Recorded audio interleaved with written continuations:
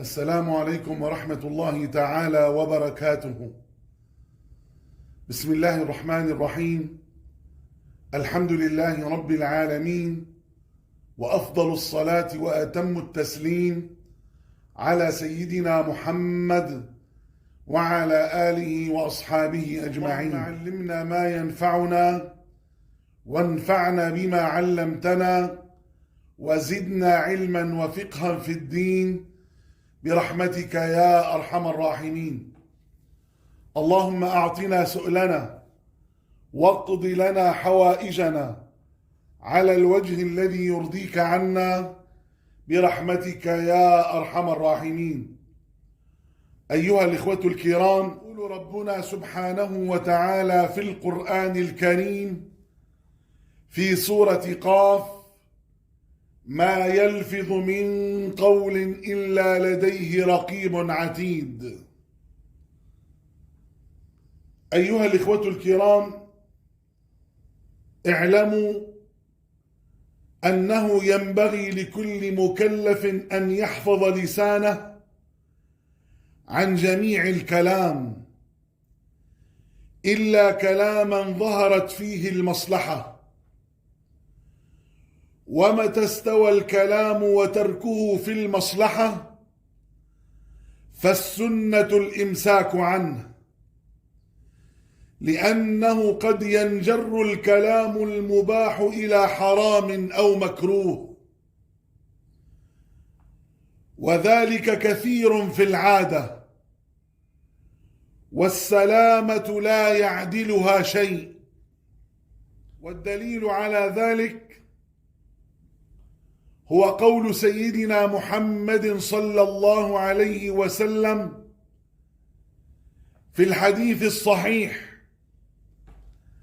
الذي أخرجه الإمام البخاري رحمه الله تعالى في صحيحه، والإمام مسلم رحمه الله تعالى في صحيحه، عن أبي هريرة رضي الله تعالى عنه عن النبي صلى الله عليه وسلم قال: من كان يؤمن بالله واليوم الآخر فليقل خيرا أو ليصمت، أو كما قال عليه الصلاة والسلام.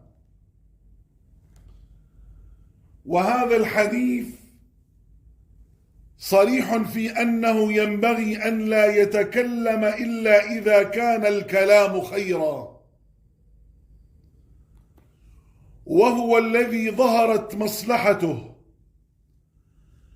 ومتى شك في ظهور المصلحة فلا يتكلم حتى لا يأخذ إثما. وأخرج الإمام البخاري رحمه الله تعالى في صحيحه،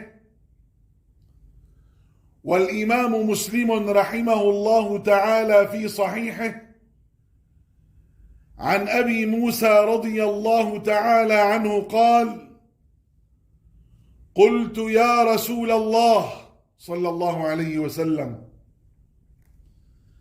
أي المسلمين أفضل؟ قال: من سلم المسلمون من لسانه ويده، أو كما قال عليه الصلاة والسلام. أسمعتم أيها الإخوة؟ أسمعتم إلى كلام سيدنا محمد صلى الله عليه وسلم؟ هذا هو المسلم الحق الذي لا يؤذي الناس بلسانه ولا يؤذي الناس بيده.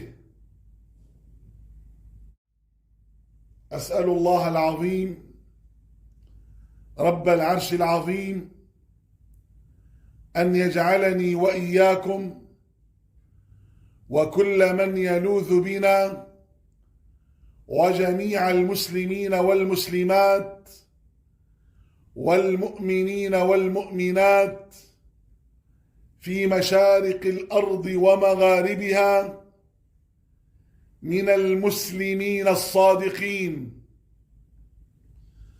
الذين لا يؤذون الناس بألسنتهم ولا يؤذون الناس بأيديهم، إنه ربنا سميع قريب مجيب للدعاء.